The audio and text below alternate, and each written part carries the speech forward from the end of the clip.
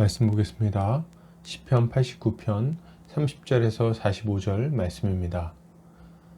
같이 읽겠습니다. 만일 그의 자손이 내 법을 버리며 내 규례대로 행하지 아니하며 내 율례를 깨뜨리며 내 계명을 지키지 아니하면 내가 회초리로 그들의 죄를 다스리며 채찍으로 그들의 죄악을 벌하리로다. 그러나 나의 인자함을 그에게서 다 거두지는 아니하며 나의 성실함도 패하지 아니하며 내 언약을 깨뜨리지 아니하고 내 입술에서 낸 것은 변하지 아니하리로다. 내가 나의 거룩함으로 한번 맹세하였은즉 다윗에게 거짓말을 하지 아니할 것이라. 그의 후손이 장구하고 그의 왕위는 해같이 내 앞에 항상 있으며 또 궁창의 확실한 증인인 달같이 영원히 경고하게 되리라 하셨도다. 셀라.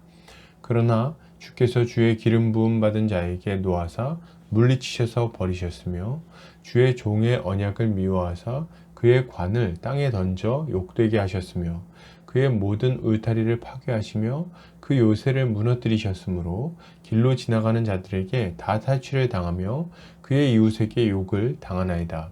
주께서 그의 대적들의 오른손을 높이시고 그들의 모든 원수들을 기쁘게 하셨으나 그의 칼날은 둔하게 하사 그가 전장에서 더 이상 버티지 못하게 하셨으며 그의 영광을 그치게 하시고 그의 왕위를 땅에 엎으셨으며 그의 젊은 날들을 짧게 하시고 그를 수치로 덮으셨나이다. 셀라.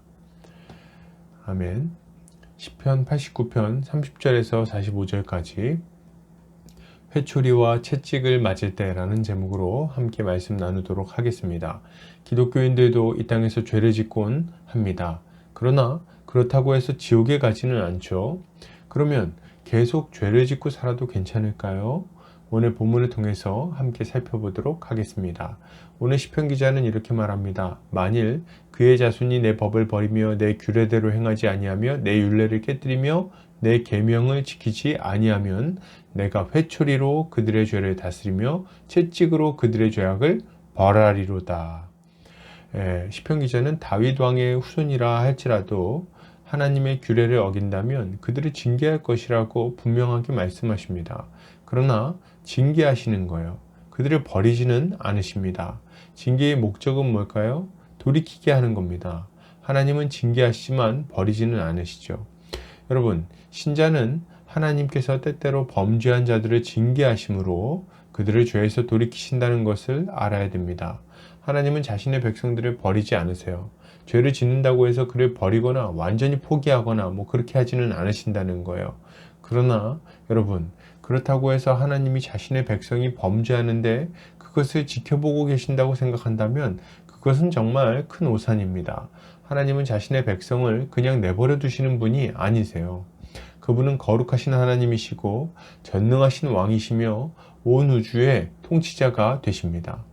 거룩하신 하나님은 죄 가운데 사로잡혀 있는 자신의 백성을 채찍질하심으로 그가 돌이키도록 하신다는 거예요. 여러분, 고통 가운데 계십니까? 속히 회개하시기를 바랍니다. 하나님의 징계를 싫어하지 마십시오. 하나님은 우리를 살리려고 그렇게 하시는 겁니다. 우리는 이것을 믿고 죄 가운데 고통받으면 주님께로 돌이켜야 할 것입니다. 계속해서 보겠습니다. 시편 기자는 이렇게 말합니다. 그러나 나의 인자함을 그에게서 다 거두지는 아니하며 나의 성실함도 패하지 아니하며 내 언약을 깨뜨리지 아니하고 내 입술에서 낸 것은 변하지 아니하리로다. 시편 기자는 하나님께서 징계는 하실지라도 자신의 인자하심을 완전히 거두지는 않으실 것이라고 말합니다. 하나님은 다윗과 맺은 언약을 깨뜨리지 않으신다고 말씀하시죠. 하나님은 자신이 약속한 대로 다윗의 후손이 장구하고 그의 왕위가 해같이 영영이 있을 것이라고 말씀하십니다. 이것은 사람의 부족함, 완악함이 있다 할지라도 언젠가 예수 그리스도를 보내셔서 이스라엘을 반드시 하나님의 백성으로 삼으시겠다는 강력한 의지의 표명인 거죠. 여러분, 신자는 하나님께서 예수 그리스도를 통해 반드시 그 백성을 구원하신다는 것을 믿어야 됩니다.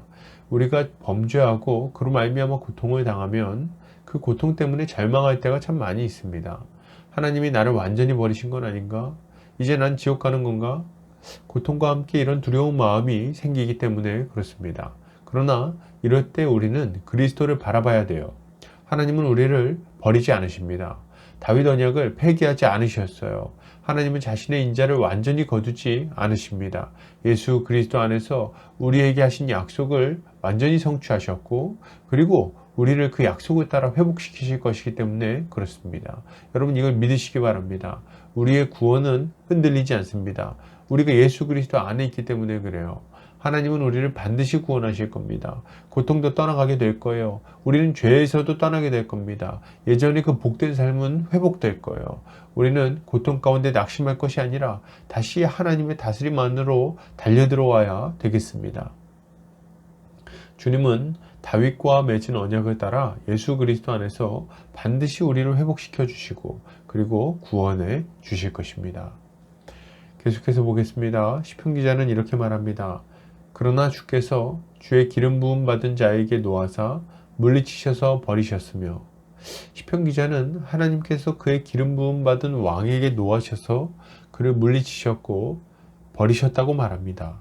하나님의 언약은 깨지지 않았지만 지금의 상황은 마치 그것이 깨진 것처럼 여겨지는 아주 고통스러운 상황이라는 말을 하는 거죠.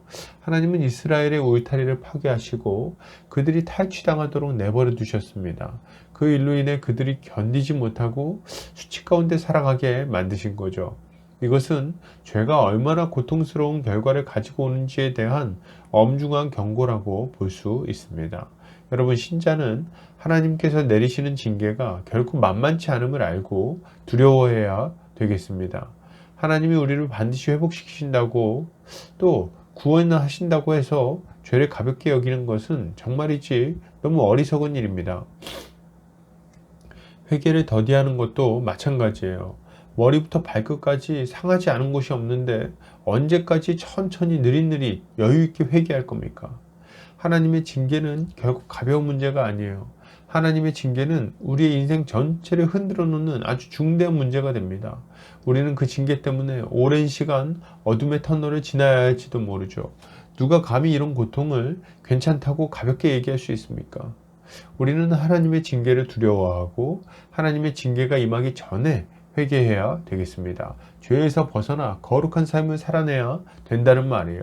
이것이야말로 신자가 가져야 할 마땅한 두려움이고 마땅한 마음의 자세라고 할 수 있겠습니다. 결론을 드립니다.